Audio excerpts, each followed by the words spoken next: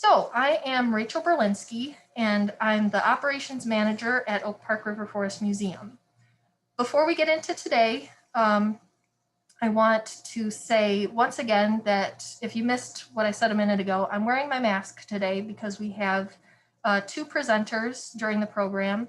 We're both in the room together, so we're going to enunciate behind our masks, but we're going to leave them on just for safety.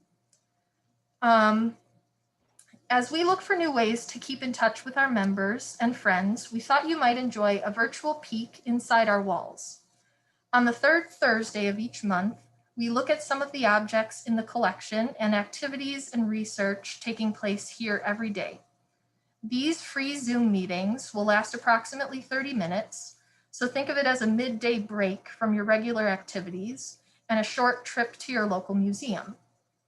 Today's episode will feature two different topics, and viewers will be able to use the chat button at the bottom of your screen to ask questions of the presenters, or if you have any comments for me, like if you can't hear me at some point, then let me know. In today's program, I will be sharing the story of a child's party dress and its connection to Oak Park's own Miss America. And our special guest, Jan Novak Dressel, we'll talk about some surprisingly seasonal vintage postcards and the local historian who has gathered them. So sit back with a cup of your favorite 11 a.m. beverage as we look inside Oak Park River Forest Museum. So I am going to share my screen and get started with our presentation.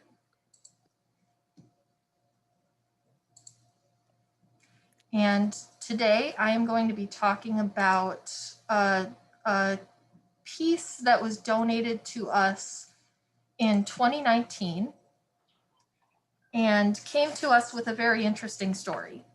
Jan Dressel's going to be on today. on the web. Dress from the Hammock family. Okay. So, this dress that you see on the screen has a surprising connection to Oak Park's own Miss America.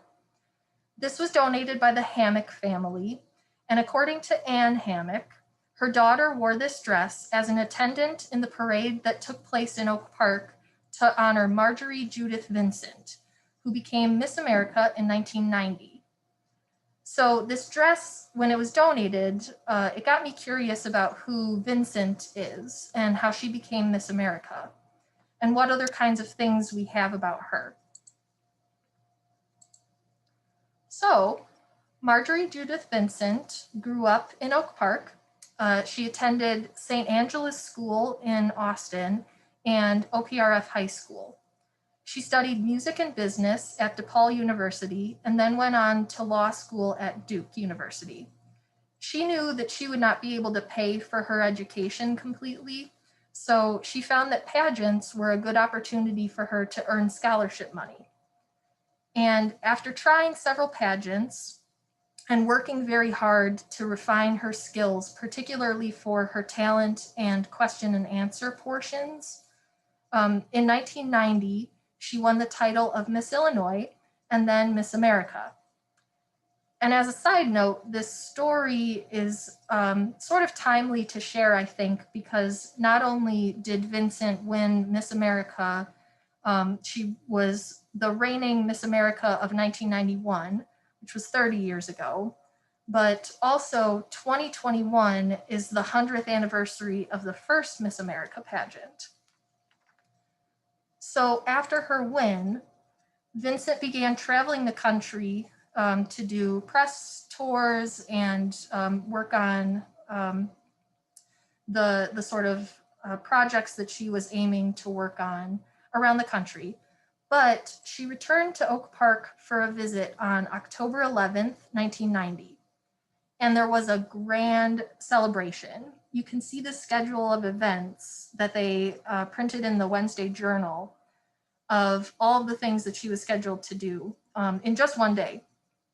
So her schedule included multiple photo opportunities, lectures at both her alma mater, St. Angela's, and Hatch School.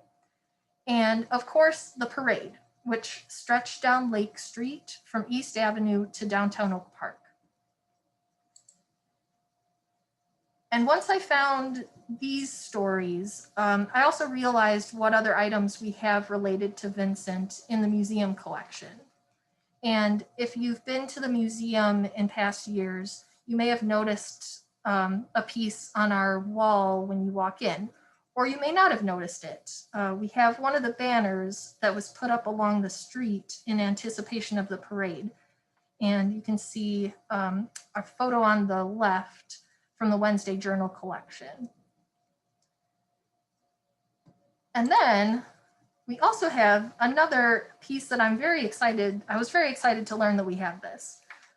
Vincent wore this jacket during her talent portion of the Miss America pageant. And on the left, you can see the jacket in our museum. And on the right is a very blurry photo from the pageant. But I wanted to give you a sense of the drama that this jacket gave on stage. Because you can see she's got a very large, voluminous train that's draped over the piano bench. It's really stunning. And you cannot get a sense of how sparkly this thing is unless you see it in person. So at some point, we shall see it in person.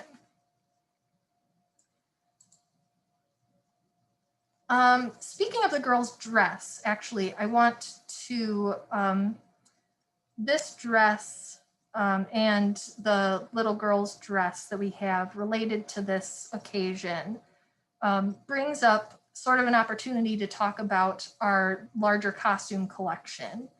Because OPRF Museum has an extensive collection of clothing from all different time periods and from so many different people throughout time who have lived in Oak Park and River Forest. And these pieces can really shed light on the everyday lives or the extra special occasions of people in our community. And particularly the pieces that I have shown you today are really good examples of the kinds of stories that clothing can tell.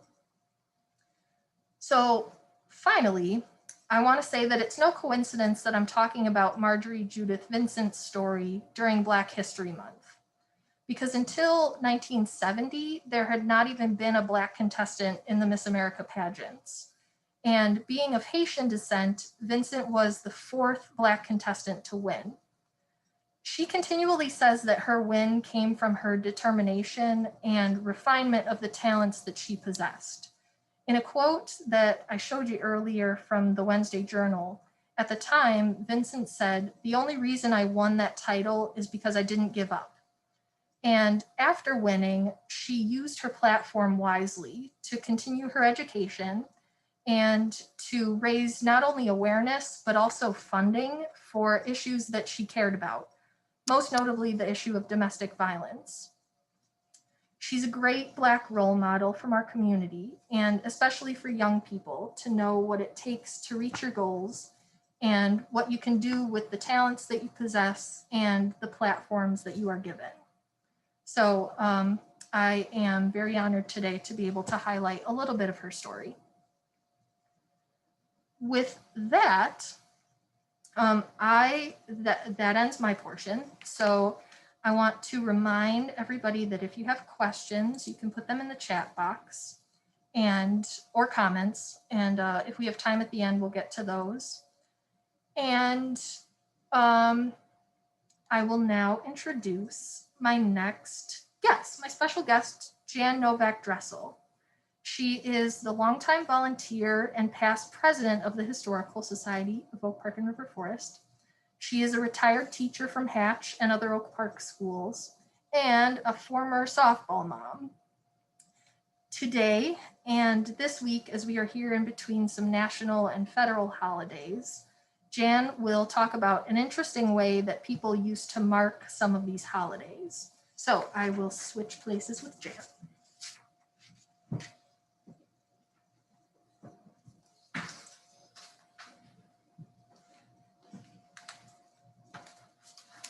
Hello there, everyone. I just want to tell you how much I miss seeing people in the museum and volunteers, members, school groups. brings such a life to this museum. And it's kind of sad when I come in here and it's all quiet. But this is the best we can do, is having a little show and tell and sharing information with you. And I'm glad to do it. I hope that we can be together soon. All right, let's start with these beautiful Valentine postcards. We just celebrated Valentine's Day last snowy weekend.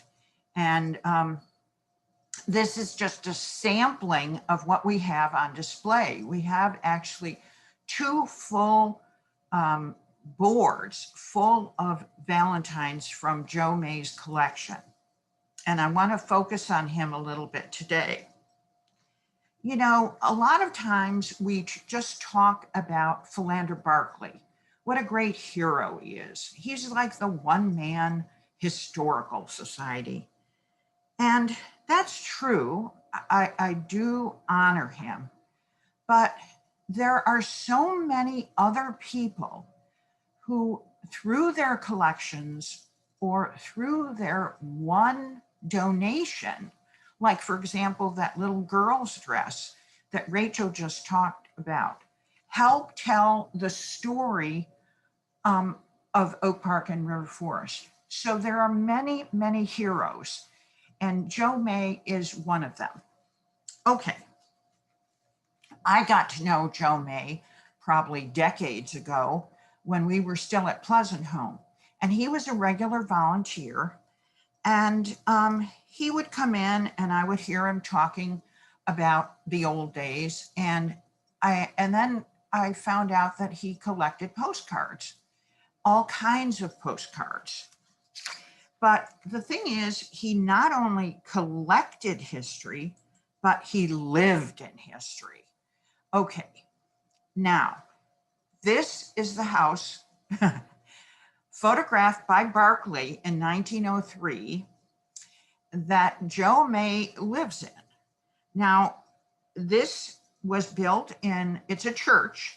It's the River Forest Presbyterian Church that was built in 1887.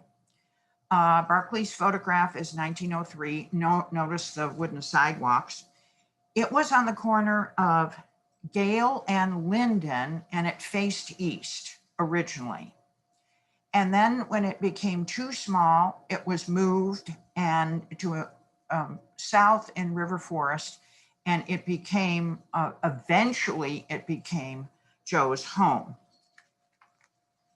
Now, I'd like to share some stories that Joe shared with me when we would sit around. You know, part of volunteering, and the wonderful part of volunteering, is you meet such wonderful people and they have so many wonderful stories to tell. And this was one of Joe's. All right. Joe worked at some point at the Bowman Dairy Company. Now, he told a story about a deal that he made with boys who worked at another local River Forest company that is not there anymore, which was the Hostess Bakery Company. Now, the deal was that after the boys would finish work or finish their shift, they would meet at a designated place. And when they met, the bakery boys would have to bring either cupcakes or Twinkies, and the Bowman Dairy boys would bring milk. And then they would sit down, trade what they had, and talk about their day. Now, just to give you an idea, the Bowman Dairy, I believe, was located basically where the Jewel grocery store is in River Forest on Lake Street. That will give you kind of a sense of where it was. All right, now about Joe and his premier collecting. All right. He started making a massive collection of postcards through garage sales, eBay, wherever he found some that were interesting. A lot of them were about holidays. You saw the Valentine's ones just a few seconds ago, but there were other holidays, and these were used as kind of the first kind of greeting cards, shall we say. Now, he had such a massive collection, and I hope he doesn't get in trouble from his wife, but he had over 12,000 postcards, and they were gathered in one room, and his wife said, "You have to stop. You're at 12,000 now. You have to stop." And what he told me was that he was getting around her because when he would get things on eBay, he would have them sent to his daughter's house in River Forest, and then he would sneak them in, and she didn't notice how many more thousand that he had. But he has loaned and gifted to us many of these holiday cards, which we alternate and have on display. We actually have a Joe May corner where we have his cards on display. So we have all kinds of holidays, even Washington's birthday. And I thought this was interesting because even before President's Day was made a holiday, people were sending Washington birthday cards. Now, the one where he is surrounded by roses, I find very interesting because they show that he was born in a log cabin, apparently, and that he lived in the White House, none of which are true. So I wonder if these postcards were a little propaganda-ish in a way, because they were giving this sort of testimony to him. He looks very handsome in this one too, by the way. He must not have gotten his teeth yet.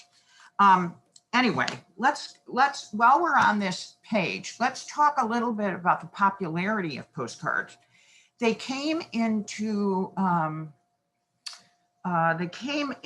existence or popularity around 1873. And then there was a breakthrough in about 1893 when the Columbian Exposition in Chicago, the photographers figured out a way to put a photograph onto cardstock. So this made it so much more interesting.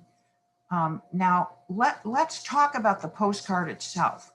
Postcards were typically 1 cent each, and the postage for a postcard was also 1 cent. And for that 1 cent, you could send a postcard to your neighbor down the street or to someone who lived in Cuba, Canada, Mexico, or the United States. If you wanted to send a postcard to London or Paris, that was 3 cents. Now, the other thing you have to remember about this time period, which blows my mind, considering that I hardly ever get mail delivered on time, is that usually in urban areas, the postman came twice a day. There was morning delivery and afternoon delivery. So if you wanted to invite some people to a birthday party, just an impromptu birthday party, you could send the invitations early in the morning of one day, and they would get the invitation by the next day, and they could come to the party. So what I think of is this is the quickest way to get information to your friends. And it's kind of like today's email or text messages. But, you know, look at the grand look of these postcards. You know, this is fabulous. You know, there's nothing that's left in your email. Just a few minutes ago, I wanted to show Rachel a picture. I couldn't even find the picture on my phone. So this was a special a remembrance. Oh, back to the mail. I wanted to mention something else. And this is in my own memory. Up until about 10 years ago, there was a big box in front of the Oak Park post office that said local mail only. And I always tried to use that box. It's not there anymore, it's long gone, but that helped reassure that your mail would not go to some central place for sorting. It would be sorted right at the Oak Park post office and then get to your person very quickly. And that's how it was done in the postcard days. Now, I decided to go through some of the postcards and share with you some of these important messages that were sent to people.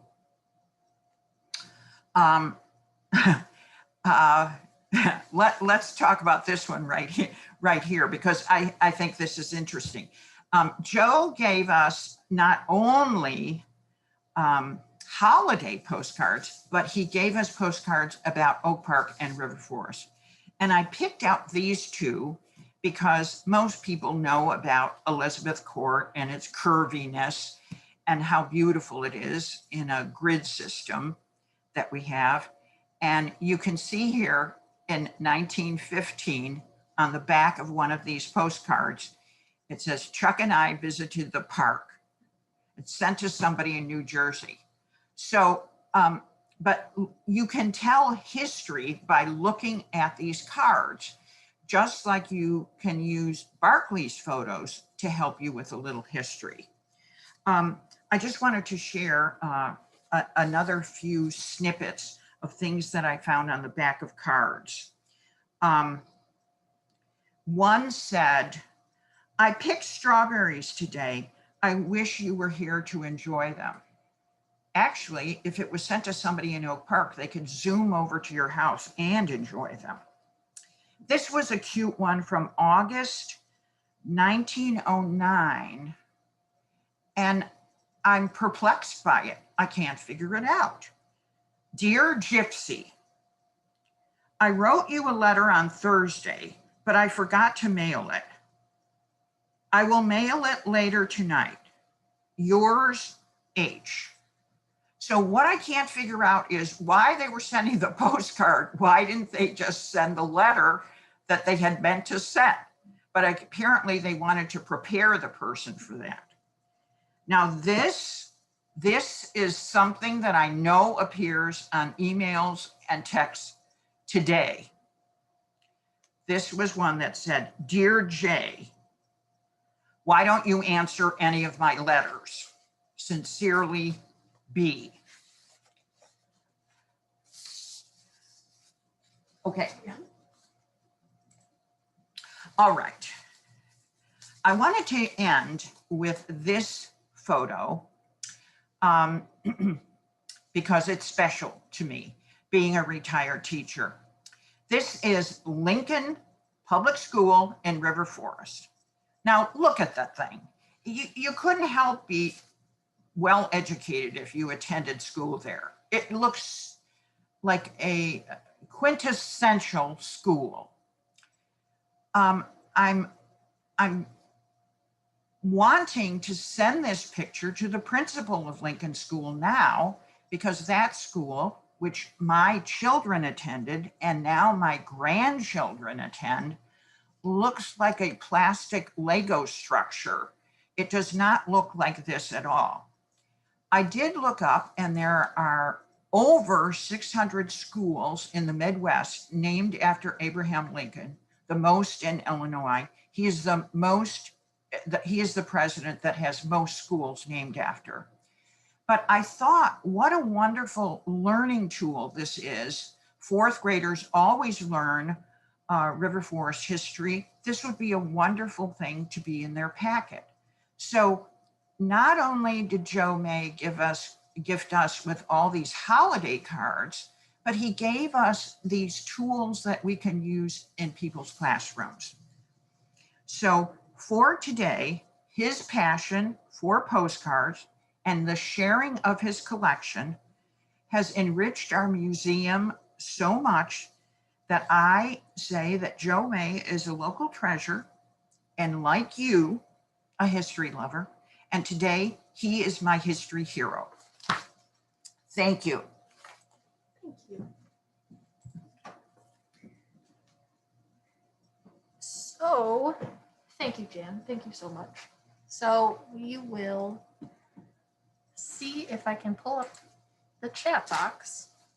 If anybody has any questions about our programs today, please put them in there, or you can, after today, you can email your questions to the email that you see on your screen. We will be doing these programs once a month. Inside OPRF Museum is the third Thursday of every month. And next week, we will have another episode of our other recurring program, Ask the Historians. And that happens every last Friday of the month. So for more information about those, to sign up for those, you can visit our website. You can also leave your questions, your comments, anything that you'd like to see on future shows in the contact box on our website as well. So, looking at chat, I don't see if there's any questions so far, but I actually have not so much a question, but just a comment as I was thinking about what Jan's program had to do with today. It seems like this year or 2020 was kind of like a comeback for postcards, and really more so just because of political matters, being able to use that as an outlet for getting in contact with people all over the country, just with a short message, however that message was. So hopefully this is the recurrence of using postcards and maybe using them for more chatty or fun reasons. Yes, and Jack Bizot says that there was an article recently in the Chicago Reader about the pandemic postcard renaissance. So I'm going to see if I can find that. And if I do, I might share it with the people that are here today just for fun. And with that being said, I think we will end today's program. So I want to thank you all again for coming, and I want to thank my special guest, Jan Novak Dressel. And again, please sign up for our upcoming programs. Besides these recurring virtual programs, we have some other virtual programs coming up, including another one with Leslie Goddard, which will be at the end of March, and we'll get more information about that on our website soon. So keep coming back, and I hope to see you here and at the museum soon.